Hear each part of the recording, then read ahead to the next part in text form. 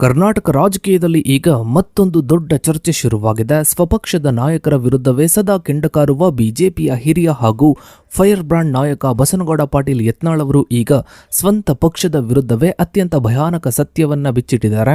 ಯತ್ನಾಳ್ ಅವರ ಈ ಹೊಸ ಹೇಳಿಕೆ ಕೇವಲ ಬಿಜೆಪಿಗೆ ಮಾತ್ರವಲ್ಲದೆ ಇಡೀ ರಾಜ್ಯ ರಾಜಕೀಯದಲ್ಲೇ ಭಾರೀ ಸಂಚಲನವನ್ನು ಸೃಷ್ಟಿಸಿದೆ.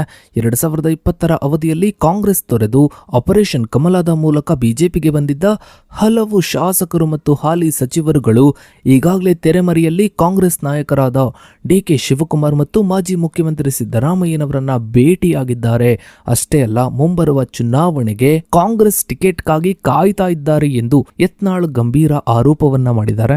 ಹೀಗಾಗಿನೇ ನಮ್ಮವರೇ ಹೀಗೆ ವಲಸೆ ಹೋಗಲು ಸಿದ್ಧರಾಗುತ್ತಿದ್ದಾರೆ. ಇಂತಹ ಪರಿಸ್ಥಿತಿಯಲ್ಲಿ ಬಿಜೆಪಿ ಹೇಗೆ ಉಳಿಯಲು ಸಾಧ್ಯ ಎಂದು ಯತ್ನಾಳ್ ಅವರು ನೇರವಾಗಿ ತಮ್ಮದೇ ಪಕ್ಷದ ಹೈಕಮಾಂಡ್ ಮತ್ತು ರಾಜ್ಯ ನಾಯಕತ್ವವನ್ನ ಪ್ರಶ್ನಿಸಿದ್ದಾರೆ. ಯತ್ನಾಳ್ ಅವರ ಈ ಆರೋಪದ ಹಿಂದಿರುವ ಅಸಲಿ ಸತ್ಯವೇನು? ನಿಜಕ್ಕೂ ಬಿಜೆಪಿಯಿಂದ ಕಾಂಗ್ರೆಸ್ಗೆ ವಲಸೆ ಹೋಗಲು ರೆಡಿಯಾಗಿರುವ ಆ ಪ್ರಭಾವಿ ನಾಯಕರು ಯಾರು? ಇದರಿಂದ ಕರ್ನಾಟಕ ಬಿಜೆಪಿಗೆ ಆಗಲಿರುವ ನಷ್ಟವೇನು? ಇದರ ಬಗ್ಗೆನೇ ಒಂದು ವಿಶೇಷ ವರದಿ ಇದೆ, ಬನ್ನಿ ನೋಡ್ತಾ ಹೋಗೋಣ.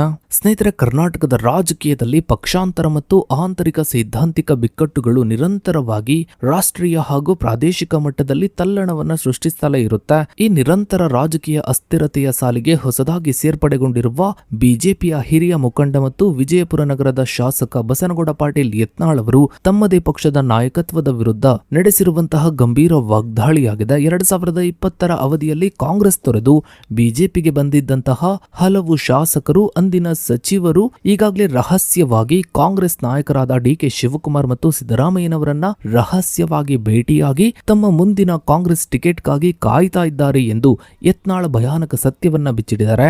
ಹಲವು ಶಾಸಕರು ಪಕ್ಷವನ್ನ ತೊರೆದು ಹೋದ ನಂತರ ನಮಗೆ ಯತ್ನಾಳ್ ಮತ್ತು ರಮೇಶ್ ಜಾರಕಿಹೊಳಿ ಅವರು ಸಚಿವರಾಗಿ ಬೇಕು ಎಂದು ನೀವು ಹೇಳುತ್ತೀರಿ. ಆದರೆ ಈಗಾಗಲೇ ಬಿಜೆಪಿಯ ಪ್ರಮುಖರು ಕಾಂಗ್ರೆಸ್ನೊಂದಿಗೆ ಸಂಪರ್ಕದಲ್ಲಿದ್ದಾರೆ. ಇಂತಹ ಪರಿಸ್ಥಿತಿಯಲ್ಲಿ ಪಕ್ಷವು ಹೇಗೆ ತಾನೇ ಉಳಿಯಲು ಸಾಧ್ಯ ಎಂದು ಇವರು ಪ್ರಶ್ನಿಸುವ ಮೂಲಕ ಹೈಕಮಾಂಡ್ ಮತ್ತು ರಾಜ್ಯ ನಾಯಕತ್ವದ ದೂರದೃಷ್ಟಿಯ ಕೊರತೆಯನ್ನ ಜಗಜ್ಜಾಹೀರುಗೊಳಿಸಿದ್ದಾರೆ.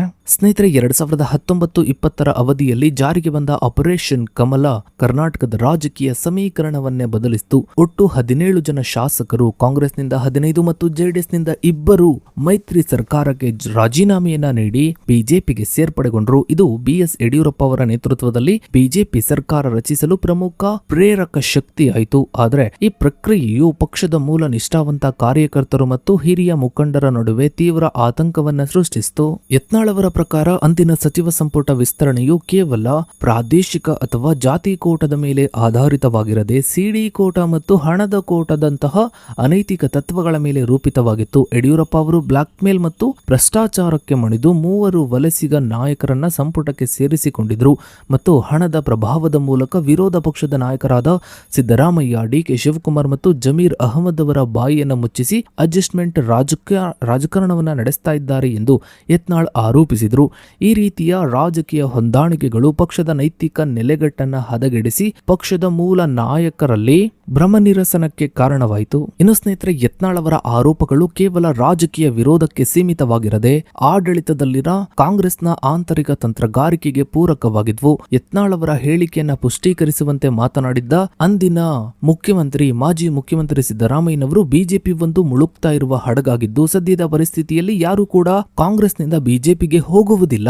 ಬದಲಾಗಿ ಬಿಜೆಪಿಯ ಮತ್ತು ಜೆಡಿಎಸ್ನ ಹಲವು ಶಾಸಕರು ನಮ್ಮೊಂದಿಗೆ ನಿರಂತರ ಸಂಪರ್ಕದಲ್ಲಿದ್ದಾರೆ ಎಂದು ಖಚಿತಪಡಿಸಿದರು. ಅಂದಿನ ಕೆಪಿಸಿಸಿ ಅಧ್ಯಕ್ಷರಾಗಿದ್ದ ಡಿಕೆ ಶಿವಕುಮಾರ್ ಅವರು ಕೂಡ ಬಿಜೆಪಿಯ ಹಲವು ಸಚಿವರು ಸಿದ್ದರಾಮಯ್ಯನವರಿಗೆ ಕರೆ ಮಾಡ್ತಾ ಇರುವುದಾಗಿ ಸುಳಿವನ್ನ ನೀಡಿದ್ರು ಮತ್ತು ಆ ಸಂಪರ್ಕದಲ್ಲಿರುವ ನಾಯಕರ ನಿಖರವಾದ ಪಟ್ಟಿಯು ಸ್ವತಃ ಯತ್ನಾಳ್ ಅವರಿಗೆ ತಿಳಿದಿರುವುದಾಗಿ ಮಾಧ್ಯಮಗಳು ಅವರನ್ನೇ ಕೇಳಬೇಕು ಎಂದು ಚತುರತೆಯಿಂದ ಉತ್ತರಿಸಿದರು. ಈ ವಲಸೆ ತಂತ್ರಗಾರಿಕೆಯನ್ನು ರಾಜಕೀಯ ವಲಯದಲ್ಲಿ ಆಪರೇಷನ್ ಹಸ್ತ ಎಂದು ಕರೆಯಲಾಗಿದ್ದು, ಇದು ಬಿಜೆಪಿಯ ಆಂತರಿಕ ವಲಯದಲ್ಲಿ ತೀವ್ರ ಆತಂಕಕ್ಕೆ ಕಾರಣವಾಯಿತು.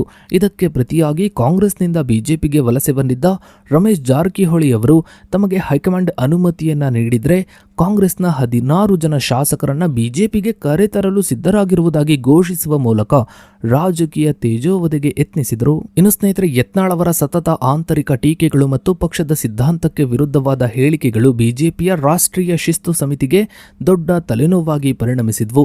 ಯಡಿಯೂರಪ್ಪ ಅವರ ಕುಟುಂಬ ರಾಜಕಾರಣವು ತೀವ್ರವಾಗಿ ಖಂಡಿಸುತ್ತಿದ್ದ ಯತ್ನಾಳ್ ಪ್ರಧಾನಿ ನರೇಂದ್ರ ಮೋದಿಯವರ ವಂಶ ಪಾರಂಪರ್ಯ ರಾಜಕಾರಣದ ವಿರೋಧಿ ಹೇಳಿಕೆಯನ್ನು ಉಲ್ಲೇಖಿಸಿ ಕರ್ನಾಟಕದಲ್ಲಿ ಯಡಿಯೂರಪ್ಪ ಹಾಗೂ ವಿಜೇಂದ್ರ ಅವರ ನೇತೃತ್ವದ ಕುಟುಂಬ ರಾಜಕಾರಣ ಮತ್ತು ಅಡ್ಜಸ್ಟ್ಮೆಂಟ್ ಪಾಲಿಟಿಕ್ಸ್ ಈ ಒಂದು ಸಂಸ್ಕೃತಿಗೆ ತಕ್ಷಣವೇ ಮುಕ್ತಾಯ ಹಾಡಬೇಕು ಎಂದು ಒತ್ತಾಯಿಸಿದರು. ಈ ನಿರಂತರ ವಾಗ್ದಾಳಿಗಳ ಹಿನ್ನೆಲೆಯಲ್ಲಿ ಇವರಿಗೆ ಹಲವಾರು ಬಾರಿ ಶೋಕಾಸ್ ನೋಟಿಸ್ ಅನ್ನು ನೀಡಲಾಗಿದ್ದರೂ ಇವರ ವರ್ತನೆಯಲ್ಲಿ ಬದಲಾವಣೆ ಕಂಡು ಬಂದಿರಲಿಲ್ಲ.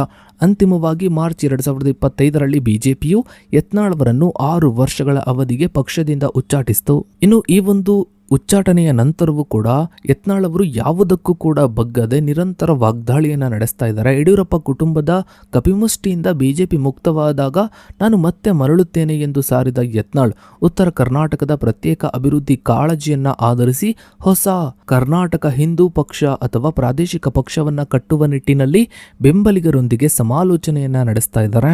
ಇನ್ನು ಸ್ನೇಹಿತರೆ, ಯತ್ನಾಳ್ ಅವರು ಈ ಹಿಂದೆ ವ್ಯಕ್ತಪಡಿಸಿದ್ದ ಬಿಜೆಪಿಯಲ್ಲಿರುವ ವಲಸಿಗ ಶಾಸಕರು ಕಾಂಗ್ರೆಸ್ಗೆ ಮರಳಲು ಸಿದ್ಧರಾಗಿದ್ದಾರೆ ಎಂಬ ಎಚ್ಚರಿಕೆಯು 2024 ಮತ್ತು 2026ರ ಚುನಾವಣೆಗಳಲ್ಲಿ ಪೂರ್ಣವಾಗಿ ನಿಜವೆಂಬಂತೆ ಸಾಬೀತಾಗಿದೆ. 2019ರಲ್ಲಿ ಆಪರೇಷನ್ ಕಮಲದ ಮೂಲಕ ಬಿಜೆಪಿಗೆ ಬಂದಿದ್ದ ಯಶವಂತಪುರದ ಶಾಸಕ ಎಸ್.ಟಿ. ಸೋಮಶೇಖರ್ ಮತ್ತು ಯಲ್ಲಾಪುರದ ಶಾಸಕ ಶಿವರಾಮ ಹೆಬ್ಬಾರ್ ಅವರು ಬಹಿರಂಗವಾಗಿಯೇ ಪಕ್ಷದ ನಿಲುವನ್ನು ಧಿಕ್ಕರಿಸಿದರು. ಫೆಬ್ರವರಿ 2024ರ ಲೋಕಸಭಾ ಚುನಾವಣೆಯಲ್ಲಿ ಎಸ್.ಟಿ. ಸೋಮಶೇಖರ್ ಕಾಂಗ್ರೆಸ್ ಅಭ್ಯರ್ಥಿ ಪರವಾಗಿ ಅಡ್ಡ ಮತದಾನ ಮಾಡಿದ್ದಾರೆ. ಶಿವರಾಮ ಹೆಬ್ಬಾರ್ ಮತದಾನದಿಂದ ದೂರ ಉಳಿದಿದ್ರು. ತದನಂತರ ಜೂನ್ 2026ರಲ್ಲಿ ನಡೆದ ವಿಧಾನ ಪರಿಷತ್ ಚುನಾವಣೆಯಲ್ಲಿ ಈ ಇಬ್ಬರು ನಾಯಕರು ಕಾಂಗ್ರೆಸ್ ಅಭ್ಯರ್ಥಿಗಳ ಪರವಾಗಿ ಮುಕ್ತವಾಗಿ ಅಡ್ಡ ಮತದಾನ ಕ್ರಾಸ್ ವೋಟಿಂಗ್ ಅನ್ನ ಮಾಡಿದ್ರು ಮತ್ತು ಮತದಾನದ ಬೆನ್ನಲ್ಲೇ ಕಾಂಗ್ರೆಸ್ ಸಮಿತಿ ರೂಮ್ಗೆ ತೆರಳಿ ಸಿದ್ದರಾಮಯ್ಯ ಹಾಗೂ ಡಿ.ಕೆ. ಶಿವಕುಮಾರ್ ಅವರನ್ನ ಭೇಟಿ ಮಾಡಿ ಚರ್ಚಿಸಿದ್ರು. ಓಪನ್ ಆಗಿ ಭೇಟಿ ಮಾಡಿ ಚರ್ಚಿಸಿದ್ರು. ಈ ನಿರಂತರ ಪಕ್ಷ ವಿರೋಧಿ ಚಟುವಟಿಕೆಗಳ ಹಿನ್ನೆಲೆಯಲ್ಲಿ ಈ ಇಬ್ಬರನ್ನ 2025ರ ಮೇನಲ್ಲೇ ಬಿಜೆಪಿಯು 6 ವರ್ಷಗಳ ಕಾಲ ಉಚ್ಚಾಟಿಸಿತ್ತಾದರೂ ಶಾಸಕರ ಸ್ಥಾನದ ತಾಂತ್ರಿಕ ಬಲದೊಂದಿಗೆ ಇವರು ಕಾಂಗ್ರೆಸ್ ಪರವಾಗಿ ತಮ್ಮ ಬೆಂಬಲವನ್ನ ಮುಂದುವರಿಸ್ತಾ ಇದ್ದಾರೆ. ವಿಧಾನ ಪರಿಷತ್ ಚುನಾವಣೆಯಲ್ಲಿ ಸಂಭವಿಸಿದ್ದ ಅಡ್ಡ ಮತದಾನವು ಬಿಜೆಪಿ ಮತ್ತು ಜೆಡಿಎಸ್ ಮೈತ್ರಿಕೂಟದಲ್ಲಿ ತೀವ್ರ ಅಪನಂಬಿಕೆ ಮೂಡಿಸಿದೆ. ಬಿಜೆಪಿಯ 3ರಿಂದ 6 ಜನ ಶಾಸಕರು ಮತ್ತು ಜೆಡಿಎಸ್ನ 4 ಜನ ಶಾಸಕರು ಕಾಂಗ್ರೆಸ್ನ 5ನೇ ಅಭ್ಯರ್ಥಿಯಾದ ವಿನಯ್ ಕಾರ್ತಿಕ್ ಅವರಿಗೆ ಮತ ಹಾಕಿದ್ದು, ಒಟ್ಟಾರೆ ಎನ್ಡಿಎ ಪಾಳೆಯದಿಂದ 11 ಹೆಚ್ಚುವರಿ ಮತಗಳು ಕಾಂಗ್ರೆಸ್ ತಲುಪಿವೆ. ಈ ಆಘಾತದ ತನಿಖೆಗಾಗಿ ಬಿಜೆಪಿ ಹೈಕಮಾಂಡ್ ತಕ್ಷಣವೇ ಸಿ.ಟಿ. ರವಿ ಅವರ ನೇತೃತ್ವದಲ್ಲಿ ಸಮಿತಿಯೊಂದನ್ನು ರಚಿಸಿದ್ದು, ಇದು ಪಕ್ಷದ ಆಂತರಿಕ ಭಿನ್ನಮತ ಮತ್ತು ಶಿಸ್ತಿನ ಕೊರತೆಯನ್ನ ಎತ್ತಿ ತೋರಿಸುತ್ತದೆ. ಒಟ್ಟಾರೆಯಾಗಿ ಯತ್ನಾಳ್ ಅವರ ಪ್ರಕಾರ ರಾಜ್ಯ ಬಿಜೆಪಿಯ ನಾಯಕತ್ವ ಸಂಪೂರ್ಣವಾಗಿ ಕಾಂಗ್ರೆಸ್ ಜೊತೆ ಡಿ.ಕೆ. ಶಿವಕುಮಾರ್ ಅವರ ಜೊತೆ ರಾಜಿ ಮಾಡಿಕೊಂಡಿದೆ. ಮುಂದಿನ ಚುನಾವಣೆಯನ್ನ ಎದುರಿಸುವುದು ಒಂದು ದೊಡ್ಡ ಸವಾಲಾಗಿ ಪರಿಣಮಿಸುತ್ತೆ ಅಂತ ಯತ್ನಾಳ್ ಅವರು ತಮ್ಮ ಅಭಿಪ್ರಾಯವನ್ನ ವ್ಯಕ್ತಪಡಿಸ್ತಾ ಇದ್ದಾರೆ.